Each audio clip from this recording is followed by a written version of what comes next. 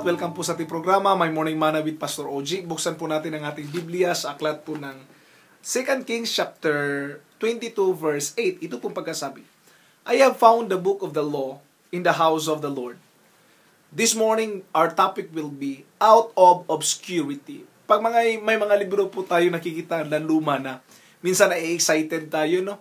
Bakit ang gaganda nitong librong ito? Luma na pero ang gaganda ng insight. At most of the time, yung mga lumang libro ay may malalalim po na mensahe para sa atin.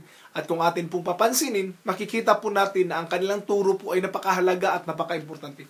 Ganon din po salita ng ating Panginoon, ang Biblia. Maaring luma nga ito, pero ang ideya po na pinapakita sa atin ay talagang napakaganda, no?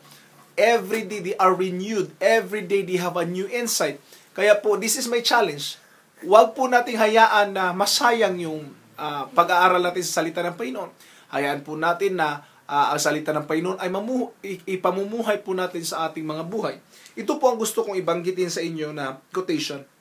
The Bible is old, but its truth are always new.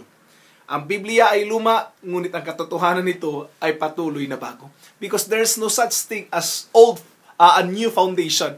Because there's only old foundation. The basic foundation is old. Maring hindi lang discover ng iilan, but it's an old foundation. It's an old truth, no? Lumang katotohanan. So what we need to develop is develop the attitude of searching the Word of God. Develop the attitude of digging the truth of God. And I know things will be changed in our life kung patuloy lang po tayo mag-aaral sa kanyang mga salita. Maraming salamat po at magandang umaga.